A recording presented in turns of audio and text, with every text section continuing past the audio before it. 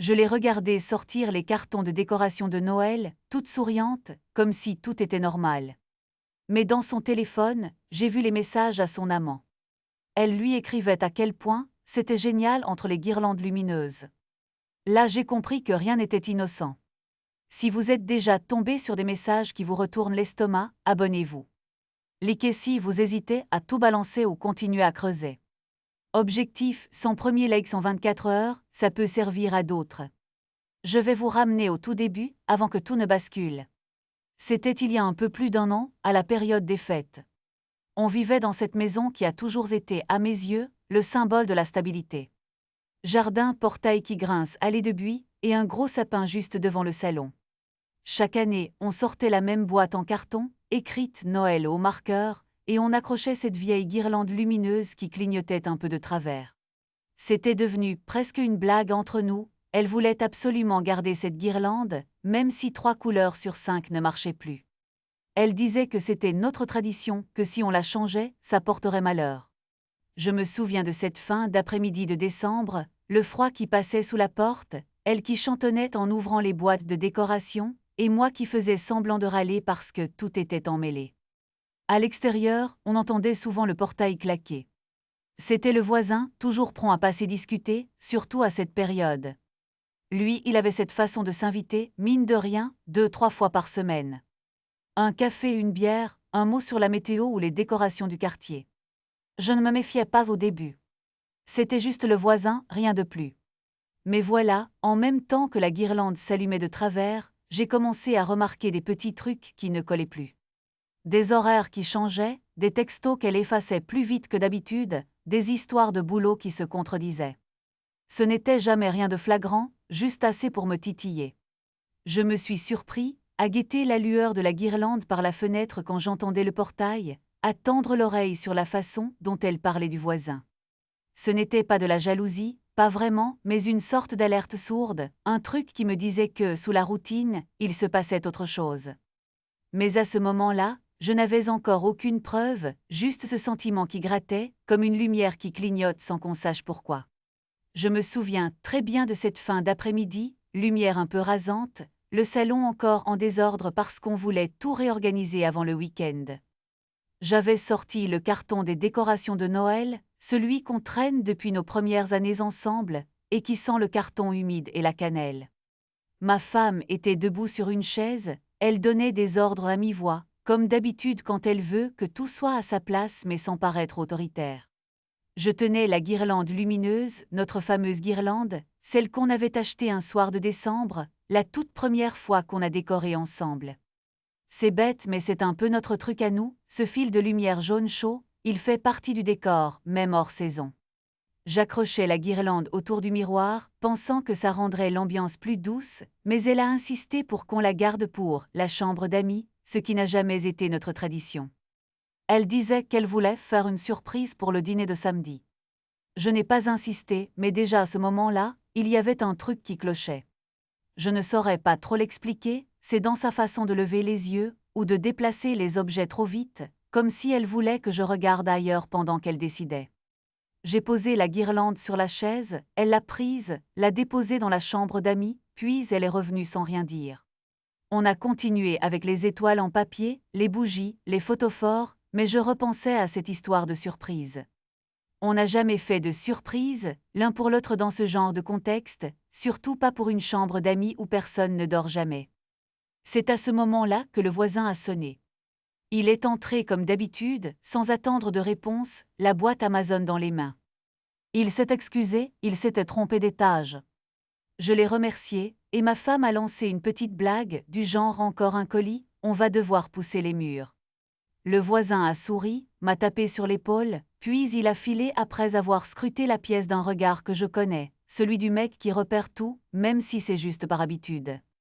Il n'est resté que 30 secondes, mais ça a suffi à casser le rythme.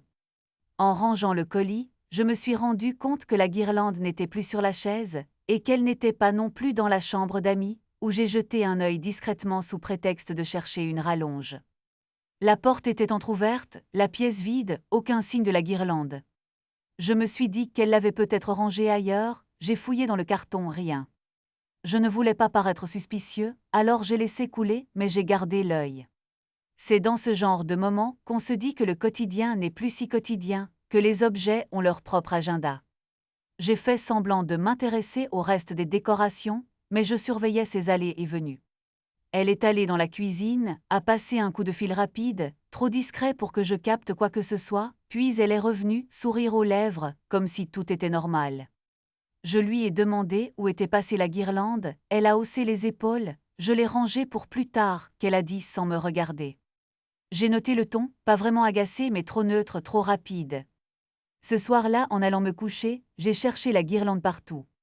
J'ai même ouvert le placard de l'entrée, là où on range les trucs à ne pas perdre. Toujours rien. C'est bête mais cette absence m'a travaillé. Pas parce que je suis maniaque, mais parce que dans notre histoire, chaque objet a une place, surtout celui-là. Je me suis souvenu d'un flash, un Noël d'il y a 3 ans, quand elle m'a dit en riant que la guirlande, c'était notre boussole lumineuse. Cette nuit-là, j'ai compris que quelque chose venait de bouger, même si sur le moment, j'ai préféré faire comme si de rien n'était. La cuisine chez nous, c'est un peu comme une scène de théâtre.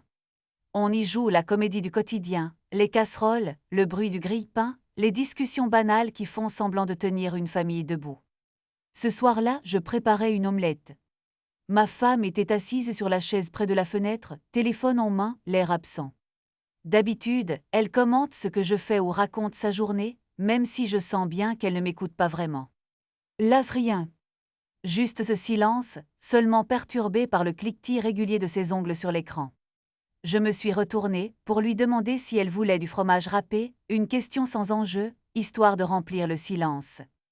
À ce moment précis, son téléphone a vibré. Un message. Elle a sursauté, le visage fermé en une fraction de seconde. J'ai vu ses yeux glisser rapidement vers moi, puis elle s'est levée, presque en faisant tomber sa chaise, et elle a dit d'un ton qui se voulait naturel, « Je reviens, j'ai oublié quelque chose dans la chambre. » Pas de regard, pas d'explication. Elle a disparu dans le couloir, porte de la chambre refermée derrière elle. Je suis restée plantée là, spatule à la main. D'habitude, ce genre de détail m'échappait. Mais là, c'est comme si tout mon corps s'était mis à écouter. J'ai baissé les yeux vers la table, et j'ai remarqué immédiatement ce qui n'était plus là, la petite guirlande lumineuse, celle qu'elle avait accrochée autour du cadre avec nos photos, avait disparu. Ça m'a frappé parce que c'est le genre d'objet qu'elle chérit, qu'elle tripote tout le temps en racontant ses histoires. Je me suis approchée du mur, j'ai effleuré le vide autour du cadre, cherchant une trace, un fil oublié. Rien. Juste le silence, et ce sentiment idiot d'avoir perdu un bout de décor familier. Un flash m'a traversé l'esprit, l'an dernier pour notre anniversaire, elle avait insisté pour choisir cette guirlande, pour égayer la pièce. Elle avait dit ça en riant, mais je savais qu'en vrai, c'était un talisman contre la routine. D'habitude, elle aurait râlé si je l'avais déplacée. Là, elle l'avait enlevée sans un mot. Je me suis souvenu d'une soirée, il y a quelques semaines, où elle avait passé 10 minutes à la démêler parce qu'elle ne voulait pas qu'elle s'abîme. Cette attention soudaine, puis cette disparition, c'était incohérent. Je me suis rassis à la table, mais je n'arrivais plus à penser à l'omelette. Mes doigts ont glissé machinalement dans la poche de ma veste, posée sur le dossier de la chaise. Je cherchais mon briquet, et j'ai senti un papier froissé. Je l'ai sorti, pensant à une vieille liste de courses. C'était un reçu, format long ancrage bleu. Le nom du magasin m'a sauté aux yeux. Un magasin de décoration du centre-ville, celui où elle va jamais seule, où on va parfois ensemble quand elle veut voir de jolies choses. La date était récente, 2 jours avant. J'ai lu la liste, le cœur un peu plus serré à chaque ligne, guirlande lumineuse, bougie parfumée, cadre photo. Montant paiement CB. Ce reçu, il ne venait pas de moi. On n'était pas allés ensemble faire ses courses. Je me suis rappelé que ce jour-là, elle avait dit qu'elle allait chez sa sœur. Elle était revenue en fin d'après-midi, légèrement maquillée, l'air détendu. Je n'avais rien remarqué, pas posé de questions. Je me suis demandé comment ce reçu avait atterri dans ma veste. J'ai repensé à la veille, au moment où elle avait rangé le linge, pris ma veste pour l'accrocher à l'entrée. Est-ce qu'elle avait glissé le reçu là par erreur, ou était-ce moi qui devenais parano? J'ai essayé de me raisonner, de me dire que tout ça n'était rien. Mais ce n'était pas rien. Je sentais la tension monter, cette impression d'être exclue d'une partie de ma propre vie. La guirlande disparue, le reçu dans la poche, le message qui l'a fait fuir la pièce comme si elle était surveillée. J'ai posé le reçu devant moi, bien à plat, et je l'ai pris en photo avec mon téléphone. Simple réflexe, pas encore un plan. Juste le besoin de ne pas perdre la trace, de garder une preuve de ce que je voyais. Quand elle est revenue, elle m'a lancé un sourire forcé, comme si de rien n'était. J'ai fait semblant de ne rien voir. Mais à partir de ce moment-là, je savais que je ne pourrais plus lui faire confiance aveuglément. Un doute s'était installé, un vrai, pas celui des histoires qu'on se raconte pour se rassurer. J'ai rangé le reçu dans ma poche, et j'ai continué à jouer la comédie. Je me souviens de cette soirée-là parce que, pour une fois, je m'étais couché plus tôt. Je n'arrivais pas à dormir, alors que d'habitude je tombe comme une pierre. Ma femme était dans la salle de bain, portable en main, la porte à moitié fermée. Ce qui m'a réveillée, je crois, c'est la sonnerie en haut-parleur, un truc aigu qui tranche le silence. Je n'ai pas bougé, j'ai juste écouté, allongé sur le dos fixant le plafond. J'ai reconnu la voix de la collègue de ma femme, celle qui, à chaque dîner du service, finit par s'enfiler les restes de dessert et à raconter les dernières rumeurs du boulot. Ma femme a parlé en souriant, je l'imaginais devant le miroir, à arranger ses cheveux, à faire glisser la conversation comme si de rien n'était. Sauf qu'au lieu des banalités habituelles, j'ai entendu « Oui, je te l'ai dit, ce soir j'ai une réunion tardive. Je rentrerai sûrement vers 23 heures, tu sais comment c'est ?» Sa collègue a ri, un rire de connivence, puis a répondu un truc du genre « Ah courage, les réunions surprises du jeudi tu me raconteras ?» Ma femme a dit oui, d'une voix légère, puis elle a raccroché. J'ai regardé l'heure sur mon téléphone, 20h19. Je me suis redressée dans le lit, sans bruit. J'avais encore le reçu du resto dans ma poche de pantalon, celui que j'avais trouvé la veille dans la machine à laver, glissé entre deux mouchoirs. J'ai repensé à ce reçu, 21h34, paiement pour 2 couverts, au bistrot près de la gare, pas très loin de son bureau mais loin de la salle de réunion habituelle. Sur le coup, j'avais juste haussé un sourcil. Mais là, entendre cette phrase, réunion tardive, pile le soir où elle avait dîné ailleurs, ça m'a fait un choc. Pas un coup de massue, non, un truc plus diffus, comme une brume froide qui s'infiltre. J'ai reposé le reçu sur la table de nuit, à côté de ma montre, là où je pourrais l'attraper plus tard. Ma femme est revenue dans la chambre, téléphone à la main, l'air normal. Elle m'a demandé si je dormais déjà, j'ai fait semblant d'être à moitié endormie. Elle s'est glissée sous la couette, a éteint la lumière, et j'ai entendu sa respiration ralentir. Moi, impossible de fermer l'œil. J'ai repassé la scène dans ma tête, la collègue qui confirme, le ton détendu, l'alibi posé comme un coussin moelleux. Pourtant le reçu, lui, était là froid, précis, indiscutable.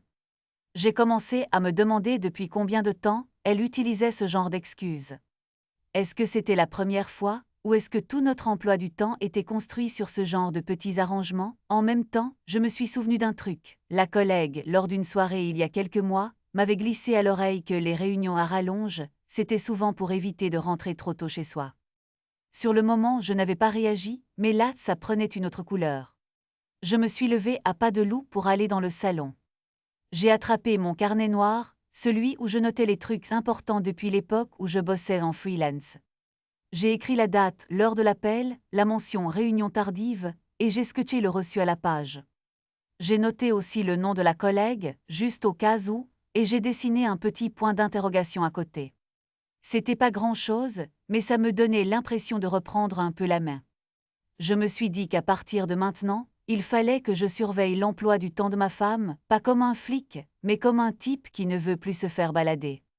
J'ai repensé à l'objet récurrent, ce vieux porte-clés en bois qu'elle gardait toujours avec elle, offert par sa mère. J'avais remarqué qu'il n'était plus là, accroché à son sac, depuis quelques jours. Je ne sais pas pourquoi, mais ça m'a semblé important. J'ai noté ça aussi, dans la marge du carnet. Avant de retourner me coucher, j'ai pris une photo du reçu avec mon téléphone, au cas où il disparaîtrait. Je me suis promis de garder tout ça bien rangé, de ne rien dire, de continuer à observer. Cette nuit-là, j'ai compris que la version officielle de ma femme commençait à s'effriter, et que j'avais, pour la première fois, une vraie preuve matérielle. Pas juste un doute, mais un truc concret, daté, vérifiable. Ça change tout, même si sur le moment, ça m'a surtout donné froid dans le dos. Je suis restée dehors plus longtemps que prévu ce soir-là. J'avais besoin d'air, de silence, d'un endroit où personne ne me demanderait si ça va. Je tournais en rond devant la maison, les mains dans les poches, à regarder la lumière du salon filtrer à travers les rideaux. C'est là que j'ai entendu la grille du portail du voisin claquer, puis ses pas sur les graviers. Il est apparu, une silhouette dans la pénombre, un sac de course à la main, le visage à moitié éclairé par le lampadaire. Il s'est arrêté à quelques mètres de moi, l'air de rien, comme s'il hésitait à rentrer chez lui ou à engager la conversation. Je savais que ce genre de moment arrivait toujours dans ce quartier, personne ne vient sonner, mais tout le monde observe. Il a fini par me saluer, d'un ton neutre presque amical. « Vous rentrez tard, ces temps-ci, non ?» Il a jeté un coup d'œil vers la maison, puis vers moi, une sorte de sourire gêné sur le visage. J'ai haussé les épaules sans répondre. Je sentais la question derrière la remarque, mais il ne l'a pas posée tout de suite. Il a trifouillé dans son sac, puis a soupiré. « J'ai vu votre femme hier soir. Elle n'était pas seule. » Et il a laissé sa phrase en suspense, comme s'il attendait que je confirme un truc dont il n'était pas sûr. Je n'ai pas bougé, j'ai juste fixé le trottoir. Un type pas d'ici, je crois. Ils sont arrivés ensemble en voiture. Et il a insisté sur ce dernier mot, comme s'il voulait marquer le coup. Je me suis obligée à sourire, à faire comme si ce n'était pas la première fois que j'entendais ça. J'ai lâché un « ah » qui voulait tout et rien dire. Mais à l'intérieur, je sentais déjà la brûlure du regard des autres, la rumeur qui se propage. Je connais le voisin, il n'est pas méchant, mais il parle, sans même s'en rendre compte. Et ce quartier, ça fonctionne à la confidence volée, à la supposition qui devient vite certitude. Il a continué, baissant la voix, je me suis dit que vous le saviez, c'était peut-être un collègue, il a ri, mais son rire sonnait faux. Je me suis contentée de répondre que oui, sûrement un collègue du boulot. J'ai même rajouté un détail, histoire de donner le change, une histoire de réunion tardive, de covoiturage, je ne sais plus. J'ai parlé sans y croire, juste pour le faire taire. Il m'a regardé un instant, comme s'il cherchait à deviner si je mentais. Je n'ai rien laissé passer. J'ai appris à rester figé, à ne rien donner, ni dans la voix ni dans le regard. Il a fini par hausser les épaules, puis il a tourné les talons, en lançant un « bonne soirée » un peu triste. Quand il est parti, je suis restée debout, seule devant la maison. J'ai repensé à la scène, ma femme, une voiture inconnue, le voisin dans l'ombre. Je me suis demandé combien de temps il avait observé, ce qu'il avait cru voir, ce qu'il raconterait demain à un autre, au détour d'une conversation sur les poubelles ou la météo. J'ai imaginé les paroles glisser de maison en maison, les regards qui changent, les sourires forcés. Un flash m'est revenu, un souvenir de quelques semaines plus tôt. Un samedi matin, je croise le voisin devant la boulangerie. Il plaisante, il me demande si tout va bien, il dit que je n'ai pas l'air en forme. À l'époque, je n'y avais pas prêté attention. Mais maintenant je comprends. Il avait déjà remarqué quelque chose. Les gens sentent quand ça déraille, même s'ils ne savent pas quoi exactement. Je me suis adossée au mur, j'ai sorti mon téléphone. J'ai noté l'heure, la date, ce que le voisin venait de dire. Pas pour lui en vouloir, mais pour garder une trace. Parce que je sais que ces détails, plus tard, risquent de compter. J'ai pris une photo de la rue déserte, comme pour figer ce moment précis, où j'ai compris que ça ne se jouait plus seulement entre elle et moi. Maintenant, il y avait les autres, l'entourage, l'œil du quartier. En rentrant, j'ai senti le poids du silence. Je n'étais plus simplement celui qui doutait en secret. J'étais devenu celui qu'on observe, celui dont on parle, même à demi-mot. Et ça, c'est un autre genre d'isolement. Je suis rentrée du travail plus tôt ce jour-là. J'avais une raison, mais j'aurais été incapable de la donner à voix haute. Il y a des moments où tout ce qu'on veut, c'est arrêter de tourner en rond, et juste forcer le réel à parler, même si on sait déjà ce qu'il a à dire. Je me suis assis à mon bureau, j'ai allumé l'ordinateur familial. Ça faisait longtemps que je ne l'avais pas touché, c'était devenu clairement son espace depuis quelques mois. Elle l'utilisait pour tout, même ses comptes, ses réservations, ses recherches de boulot, ses playlists. J'ai hésité pas longtemps. J'avais assez joué le spectateur. J'ai ouvert le navigateur, tapé « compte maison » et j'ai cherché la connexion automatique à notre cloud familial. C'est là que j'ai pensé à une vieille discussion, un soir, où elle m'avait expliqué comment la fonction de localisation du téléphone pouvait être utile si on se faisait voler un appareil. Ça sauvegarde tout, tu peux même voir où tu étais il y a un mois, j'avais trouvé ça flippant à l'époque. Là tout de suite, c'était une porte de sortie. J'ai trouvé l'onglet, le bouton historique des positions. Il y avait la carte, les petits points rouges. J'ai zoomé, remonté la semaine précédente. J'ai d'abord vu les trajets classiques, maison, école, supermarché, boulot. Rien de surprenant. Mais en remontant 2 semaines, un point s'est détaché, tard dans la nuit, un mercredi. Ce n'était ni sur le chemin du boulot, ni sur la route pour voir sa sœur. J'ai cliqué. L'adresse s'est affichée. Hôtel du Parc, sortie de la ville, zone industrielle. Arrivé à 23h42, départ à 7h09. L'icône clignotait, petite balise rouge, comme un signal d'alarme que je n'avais pas voulu entendre. J'ai pris une capture d'écran, le réflexe maintenant. J'ai vérifié la date, noté l'heure. J'ai ouvert un dossier sur le bureau, un dossier caché, renommé sous un nom banal. J'y ai collé la capture. Ça m'a frappé ce geste, comme si je passais un cap. Ce n'était plus du doute, ce n'était plus de la parano. C'était concret et vérifiable. J'avais devant moi la preuve d'un mensonge, pas juste une intuition. Je me suis demandé ce qu'elle avait dit ce soir-là. J'ai fouillé dans mes souvenirs, rien de précis, si ce n'est une fatigue factice au réveil, je me suis endormi tard, j'ai mal dormi. J'ai eu le réflexe d'aller voir mes messages d'alors, rien d'anormal, juste un bonne nuit envoyé à minuit, comme si de rien n'était.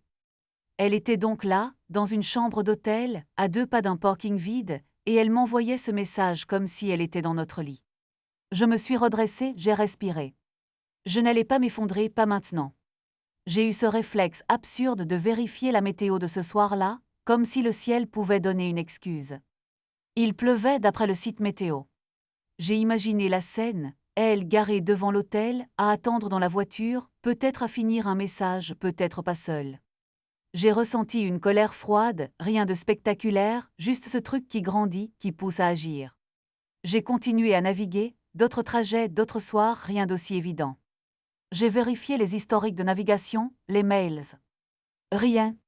Elle avait effacé les traces, ou elle n'utilisait plus ce compte pour communiquer.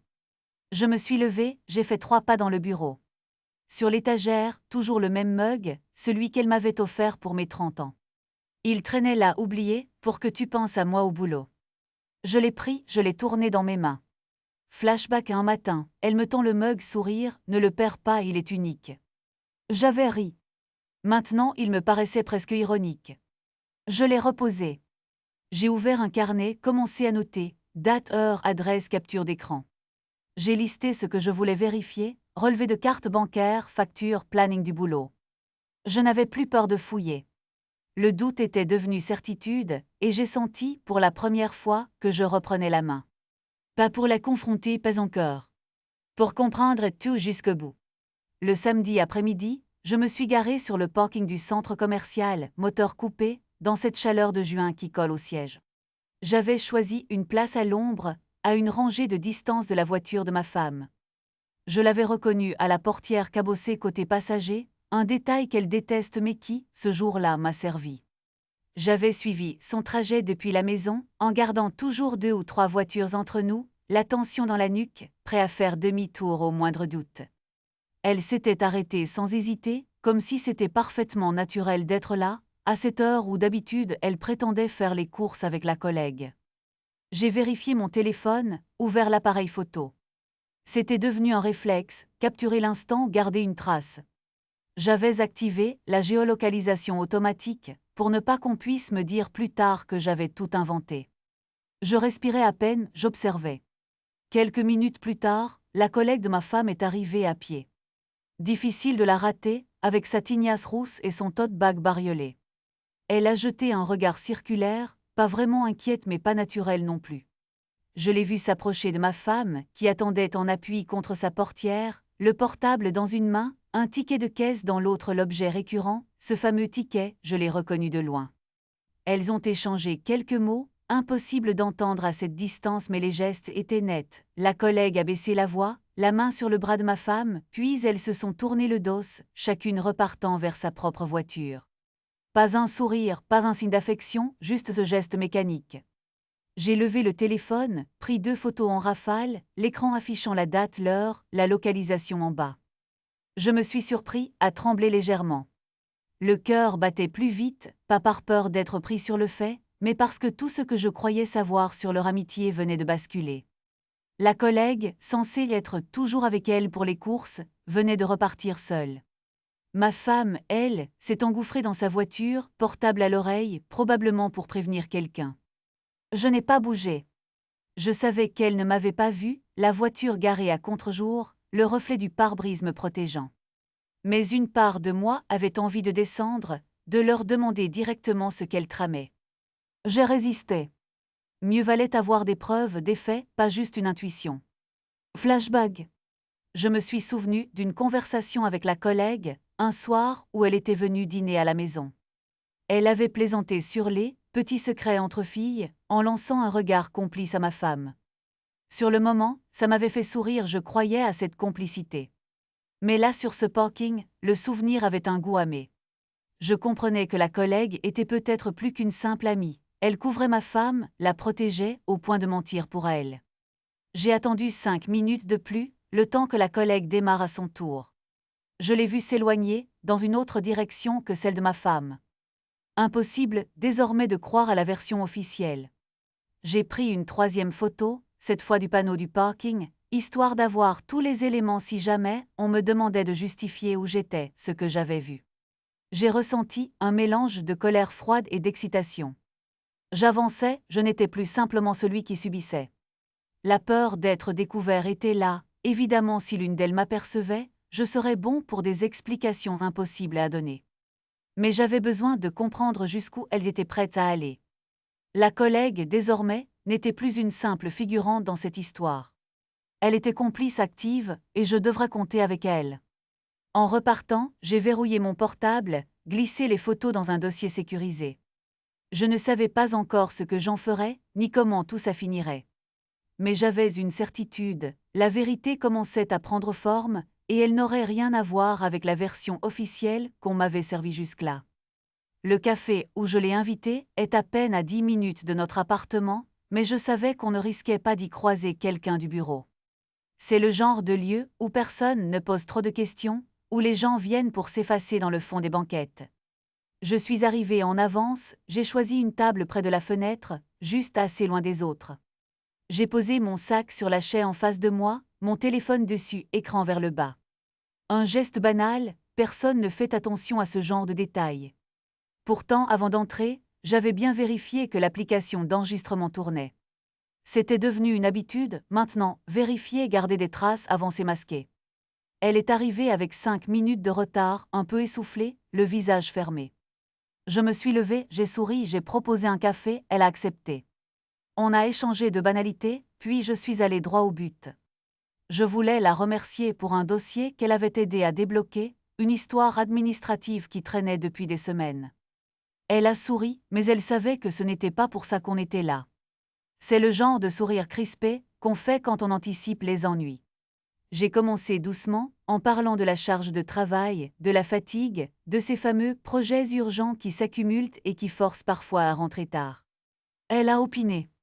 Je lui ai demandé si elle aussi, elle avait eu droit à ces fameux « réunions du soir » qui grignotent la vie privée. Elle a haussé les épaules, a détourné les yeux, puis s'est replongée dans son café. J'ai laissé un silence, assez long pour devenir gênant. C'est elle qui a craqué la première. Tu sais, parfois, on n'a pas trop le choix. Il faut s'adapter, sa voix était basse. J'ai acquiescé, j'ai murmuré que je comprenais, que je voulais juste m'assurer que tout allait bien, que je voyais ma femme fatiguée, préoccupée, et que je ne voulais pas la brusquer. C'était un mensonge à moitié, mais dit avec le ton juste, ça passe. Elle a hésité, puis elle a pris une inspiration. Je ne veux pas m'en mêler, mais oui, il y a eu des soirs où elle n'était pas au bureau. Pas pour le travail, en tout cas. Je me suis tendue intérieurement, mais j'ai gardé le visage neutre. Tu veux dire qu'elle m'a menti? Elle n'a pas répondu tout de suite, puis elle a simplement hoché la tête. J'ai posé la question qui brûlait les lèvres depuis des semaines. Tu sais avec qui elle était? Elle a secoué la tête, mais j'ai vu dans son regard qu'elle savait au moins une partie de la vérité. Je préfère ne pas savoir. Et je préfère ne pas être mêlée à ça. Elle a appuyé sur le mot préféré, comme si elle essayait de s'en convaincre elle-même. J'ai senti un déplacement, un truc subtil.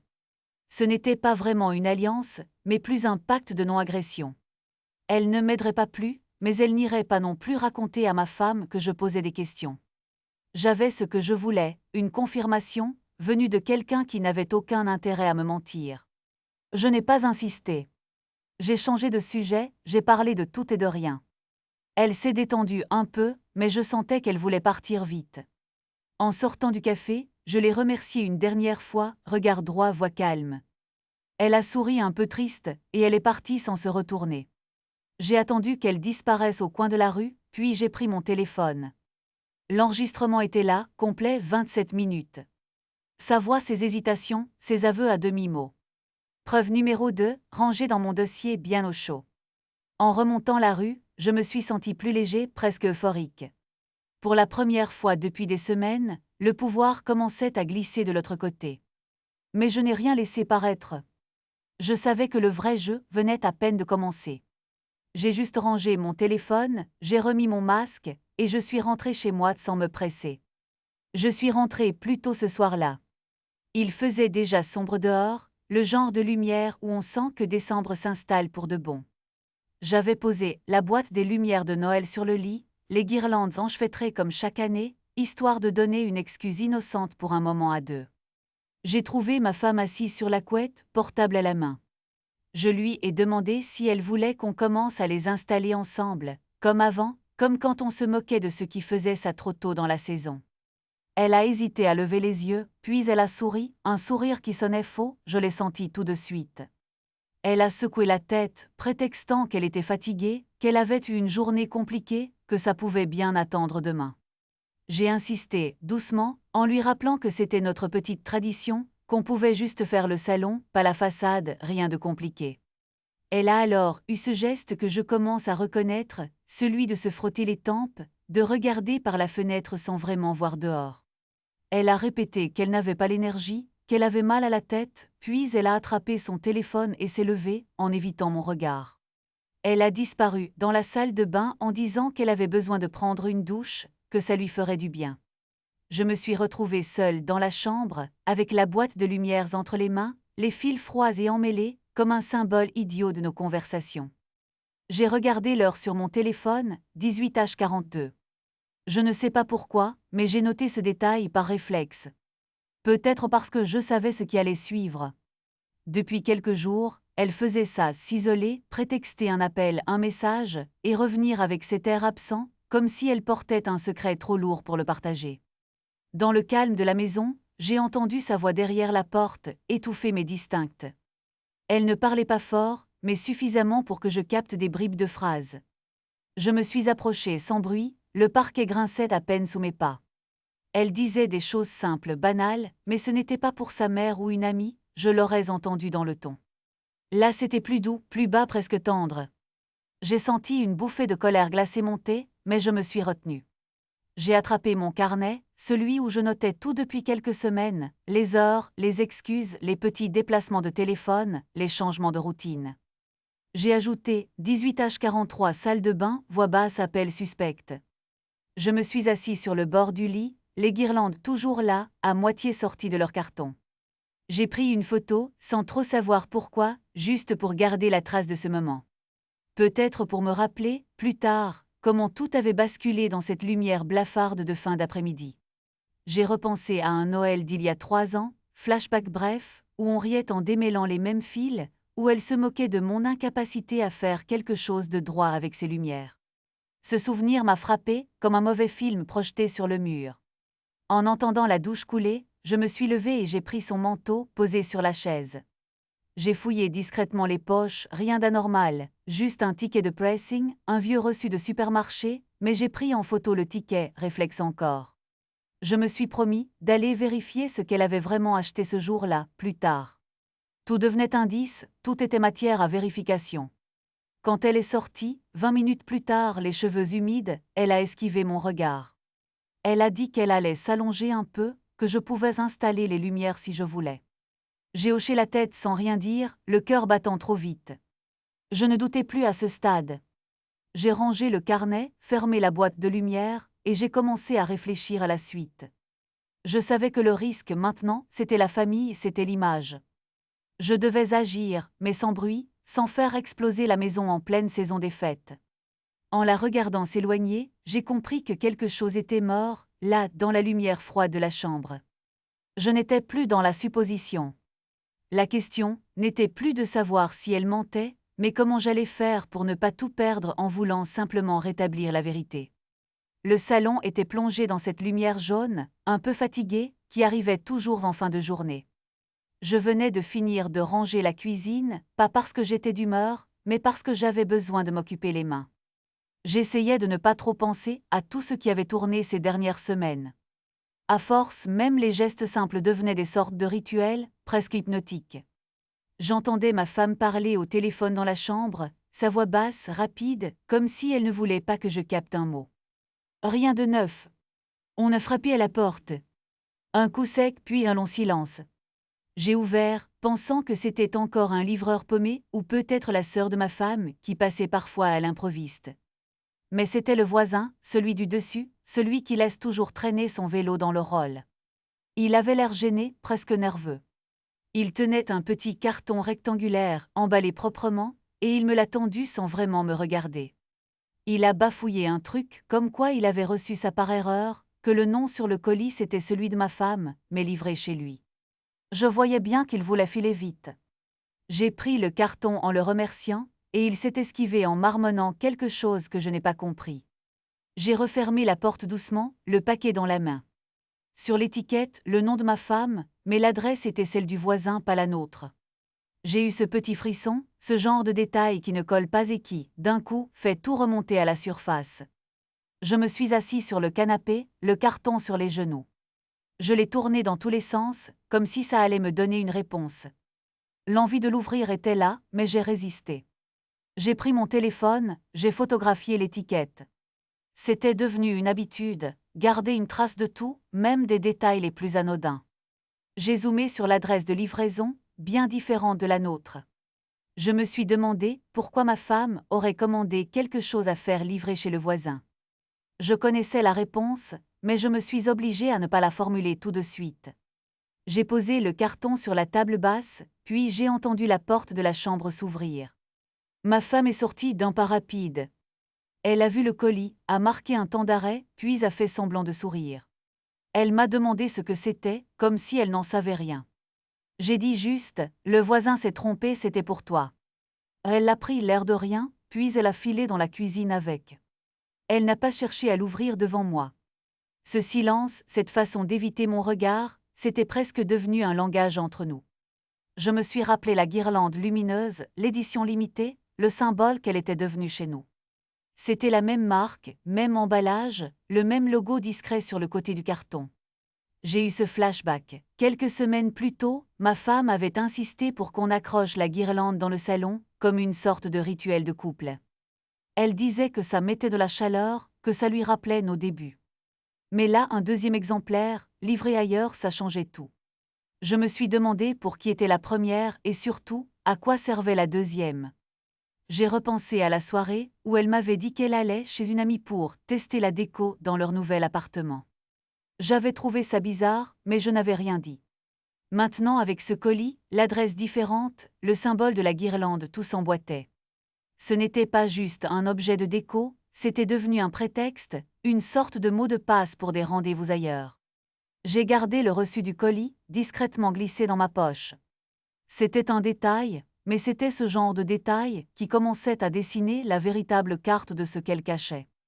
J'ai regardé la porte de la cuisine se refermer derrière elle, et je me suis dit que je n'avais plus besoin de poser de questions. Les réponses arrivaient toutes seules, une livraison après l'autre. J'étais dans la voiture depuis déjà une bonne demi-heure, moteur éteint, dos collé au siège, les yeux sur l'application de géolocalisation. J'avais cette impression étrange d'être à la fois acteur et spectateur, comme si je regardais un autre prendre les décisions à ma place. Mais c'était bien moi qui glissais le téléphone sur le tableau de bord chaque fois qu'un point bleu s'agitait sur la carte. À quelques rues de là, sa position avançait, ralentissait, puis s'arrêtait à nouveau. J'ai reconnu le quartier, le nom de l'hôtel, ce truc banal de chaîne, discret, rien de tape à l'œil, mais assez propre pour qu'on n'imagine pas trop de choses. Ce n'était pas la première fois que je passais devant, mais je n'y avais jamais mis les pieds. J'ai attendu qu'elle sorte de la voiture, elle aussi. Je voyais tout à travers le pare-brise, les phares éteints, la main crispée sur le volant. Elle a refermé sa portière sans bruit, a vérifié rapidement derrière elle, puis a marché dans la lumière jaune du parking. L'amant l'attendait déjà, appuyé sur une Clio grise.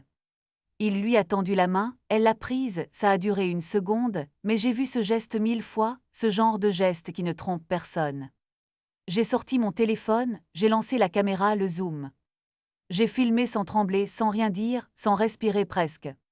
J'ai enregistré la scène, les silhouettes qui se rapprochaient, les regards, et puis l'entrée dans le rôle. Derrière la vitre, la réceptionniste a levé les yeux, mais elle s'est contentée d'un sourire poli.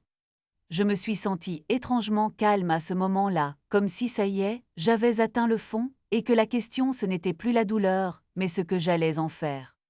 Ils ont disparu dans l'ascenseur. J'ai attendu que la porte se referme, que l'écran au-dessus affiche un étage. J'ai coupé la vidéo.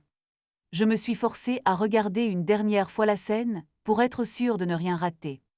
J'ai vérifié que le fichier était bien sauvegardé sur le téléphone, puis je l'ai dupliqué dans le cloud. Je n'avais pas le droit à l'erreur, pas maintenant. Il fallait que ce soit clair, net, qu'il n'y ait pas de doute sur l'heure, sur le lieu, sur les personnes. C'est là que le reçu du parking est devenu une obsession. J'ai sorti du coffre une vieille casquette, histoire de ne pas me faire repérer, et je suis allée jusqu'à la borne automatique. Les caméras de surveillance étaient là, je les ai vues, mais je n'avais pas le choix. J'ai payé l'heure de stationnement, j'ai attendu le fameux bout de papier, le reçu, puis je l'ai glissé dans mon portefeuille, à côté des autres preuves collectées depuis des jours. En remontant vers la voiture, j'ai croisé un couple qui sortait de l'hôtel, jeune, souriant. J'ai pensé à la première fois où j'étais venue ici avec ma femme, il y a des années, pour un anniversaire, un truc improvisé. Flashback brutal, elle riait dans l'ascenseur, elle avait oublié sa brosse à dents, on avait bu des mini-bouteilles de vin en plastique. J'ai secoué la tête, comme pour effacer la scène. Ce n'était plus la même femme, ce n'était plus la même histoire. J'ai pris une photo de l'entrée de l'hôtel, l'enseigne, la plaque avec l'adresse, puis une du reçu à côté de mon téléphone affichant l'heure. Chaque détail comptait maintenant, chaque minute, chaque preuve. De retour dans la voiture, j'ai regardé la vidéo 2 fois, 3 fois. Ce n'était pas du voyeurisme, c'était de la documentation de la survie. Ce que je ressentais, c'était un mélange de colère froide et de soulagement. J'avais tout, absolument tout, la géolocalisation, la vidéo, les images, le reçu du parking. Je savais que ça pouvait se retourner contre moi si je franchissais la ligne, si je faisais n'importe quoi avec ces preuves. Mais je n'avais rien fait d'illégal, pas encore. Simplement, je savais que ce que je tenais entre mes mains, c'était la vérité brute, impossible à nier. Je n'avais pas besoin de scène, pas besoin de confrontation immédiate. Le pouvoir, pour une fois, était dans mon camp, même si je n'en faisais rien ce soir-là. J'ai attendu encore un peu, moteur allumé cette fois, puis je suis partie, sans un regard pour l'hôtel derrière moi. Le lendemain matin, il y a ce silence dans la maison qu'on reconnaît tout de suite. Pas le calme, non, le silence gênant, celui qui sait, celui qui attend. J'étais déjà debout depuis un moment, assis sur le canapé du salon avec ma tasse de café. Le mug bleu, l'objet idiot que je tiens depuis le début de cette histoire, posé sur la table basse, entre moi et ce qui allait suivre. Ma femme descend lente, les yeux gonflés. Elle évite de me regarder. Je ne dis rien, pas tout de suite. Elle s'installe dans le fauteuil, s'enroule dans le plaid, comme si ça pouvait la protéger. J'ai posé mon téléphone sur la table, l'écran tourné vers elle. On entend juste le bruit du café qui refroidit, le tic-tac de l'horloge dans l'entrée. Ce moment, je l'avais préparé toute la nuit. J'ai respiré, j'ai révisé ce que j'allais dire, comment je voulais que ça se passe. Pas de cris. Pas de scène. Juste la vérité nue brute. Je lui dis que je veux qu'on parle. Elle hoche la tête, mais son regard reste fixé sur la fenêtre. Je prends le téléphone, je lance la vidéo. Celle de la caméra de l'entrée, où on la voit passer un soir précis, alors qu'elle m'avait juré d'être chez sa sœur. On la voit rire, lancer un regard à l'homme qui l'attend dehors. Je mets pause. Je ne dis rien. Je la regarde, elle ferme les yeux, souffle fort. Ensuite, je pose sur la table les reçus. Celui du restaurant, celui du fleuriste, tous payés avec la carte du compte commun à la même date. Je les fais glisser vers elle, un à un, sans les toucher plus que ça, comme si je passais le sel. Elle ne les prend pas. Je continue, je sors les captures d'écran, les messages envoyés depuis son autre téléphone. Les captures sont nettes, sans ambiguïté. Elle les reconnaît, elle ne nie pas.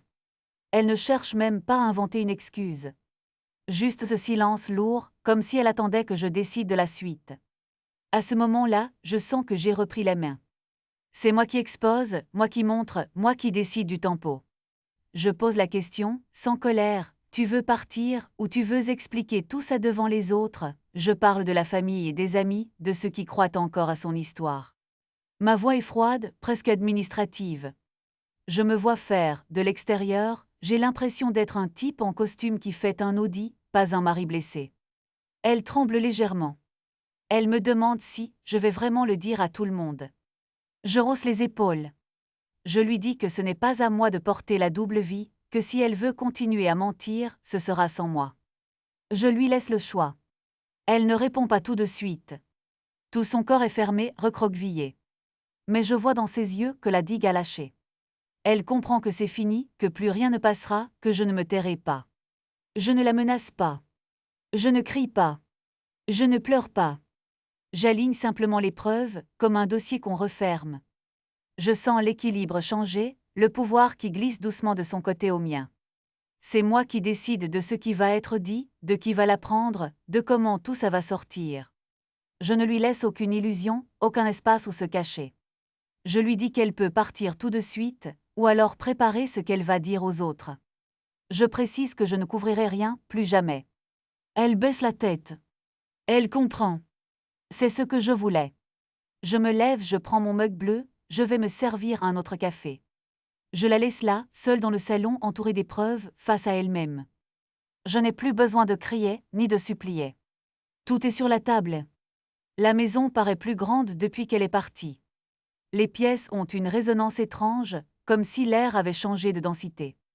Je me rends compte que je marche moins vite dans le couloir, que je n'évite plus les endroits où elle pouvait surgir à l'improviste, un mug à la main ou une question sur la lessive.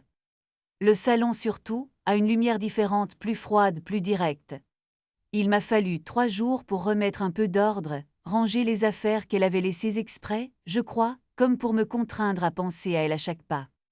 Mais ce matin-là, je décide de finir ce qui doit l'être. Je commence par le plus visible, la guirlande lumineuse. Celle du balcon, celle qui avait servi d'excuse à tant de sorties nocturnes, je vais la réparer, je vais la décrocher pour l'hiver, je reviens dans 5 minutes. Je la prends sans colère, sans tristesse non plus. Je défais chaque boucle, chaque nœud, en me rappelant la première fois qu'on l'avait accrochée ensemble. Flashback, elle riait parce qu'elle s'était électrisée sur une ampoule, et moi je faisais semblant d'être inquiet. On était encore dans cette phase où tout peut être prétexte à se toucher, à se chercher du regard. Retour au présent, je range la guirlande dans sa boîte d'origine, sans plus aucun geste inutile. Mon téléphone vibre. Un message de la collègue de ma femme, celle avec qui j'avais échangé 2 ou 3 mots hésitants après le départ. Elle me demande si je vais bien, si j'ai besoin de quelque chose. Je ne sais pas exactement ce qu'elle sait, ni ce qu'elle croit savoir. Alors je réponds simplement, merci d'avoir été honnête quand je t'ai demandé. Je préfère la vérité, même si elle fait mal. Je te souhaite bon courage au bureau. Elle me répond presque tout de suite, comme si elle attendait ce message depuis des jours, elle s'est perdue dans ses histoires. Je suis désolée. Tu méritais mieux, je ne réagis pas. Je laisse le téléphone sur la table, et je vais ouvrir les fenêtres. Il fait frais ce matin-là, un de ces matins où on sent que la saison bascule. Je regarde le balcon, vide, sans la guirlande, sans les tasses oubliées, sans les traces de pas sur la poussière. J'ai l'impression que la maison reprend sa forme d'origine, celle d'un lieu où je pourrais enfin être seule sans me sentir coupable. Vers midi, le voisin frappe à la porte. Il a l'air gêné, comme la première fois où il m'avait parlé des allées et venues étranges. Il tient une boîte de chocolat, un geste maladroit pour s'excuser d'avoir été le messager de mauvaises nouvelles. On s'assied quelques minutes dans la cuisine. Il n'ose pas me regarder dans les yeux, mais il me dit d'une voix basse, « Je ne voulais pas m'en mêler, tu sais. » Mais je trouvais ça pas normal, tous ces gens qui passaient quand tu n'étais pas là. Je souris, un sourire fatigué mais sincère. « Tu as bien fait. » Si personne ne disait jamais rien, on ne verrait jamais rien. Il me raconte alors, brièvement, comment il avait hésité, comment il avait même pensé à ne rien dire du tout. J'acquiesce. Je comprends ça, ce réflexe de ne pas vouloir être celui qui brise l'équilibre. On finit par parler d'autre chose, la copro, la chaudière, le bruit dans la cage d'escalier. Il repart vite, soulagé je crois, de voir que je ne lui en veux pas. Je reste seule enfin. Je prends la boîte de la guirlande, je la range dans le placard de l'entrée, tout en haut, là où je ne vais jamais. Ce geste me paraît symbolique, je ne jette rien, je n'oublie rien, mais je range ce qui doit être rangé. C'est fini. Je regarde autour de moi. Il n'y a plus de traces visibles de la double vie, à part peut-être ce silence, ce vide qui s'installe quand la vérité a tout balayé. Je sens monter un mélange étrange, un soulagement et une grande fatigue. Je ne ressens pas vraiment de colère. Juste cette certitude que tout ce qui devait être vu a été vu, tout ce qui devait être dit a été dit. Je n'ai plus rien à cacher, ni à moi, ni aux autres. Je sais que les gens parleront, que la rumeur tournera dans l'immeuble, que certains prendront parti, d'autres feront semblant de ne rien savoir. Je m'en fiche, pour la première fois depuis longtemps. J'assume la rupture et tout ce qui va avec. Au bout de tout ça, j'ai fini par prendre rendez-vous avec un avocat. Je pensais que j'allais m'effondrer, ou que je serais dans la colère, mais en fait, c'était un soulagement. J'avais assez de preuves, accumulées méthodiquement, pour ne pas me retrouver coincée dans une version déformée de l'histoire. On a entamé la procédure de séparation. Pour la maison, ça n'a pas traîné. J'ai sorti les reçus, les relevés de compte, les échanges de mails qui prouvaient qui avait mis quoi et quand. Il n'y a pas eu de chantage ni de crise, comme j'en avais peur au début. Forcément, elle a tenté de retourner la situation, mais le dossier était solide. J'ai insisté pour garder la garde alternée des enfants, et là encore, tout ce qui était écrit, toutes les conversations enregistrées, ont permis d'écarter les histoires inventées sur mon soi-disant manque d'implication ou ma soi-disant instabilité. Avec la collègue, j'ai coupé net. Plus de messages, plus de on se voit à la pause, plus rien. Le voisin, pareil, je l'évite, je dis bonjour par politesse et c'est tout. J'ai compris à quel point ces petits liens paraissaient anodins, mais servaient de relais à des jeux malsains. Je me suis concentrée sur le concret, les horaires des enfants, la gestion du quotidien et surtout remettre de l'ordre dans ma tête. J'ai viré tout ce qui me rappelait la période où je me racontais encore des histoires. Sauf la guirlande lumineuse. Je l'ai gardée, mais maintenant, elle ne sert plus à faire joli ou donner l'illusion d'un foyer tranquille. Elle me rappelle que la lumière ne ment pas. C'est froid, c'est simple, et ça éclaire sans détour. C'est tout ce qui me reste, et franchement c'est suffisant. Quelques semaines plus tard, la maison résonne d'un silence que je n'avais jamais entendu avant. Ma femme est partie, avec l'essentiel de ses affaires.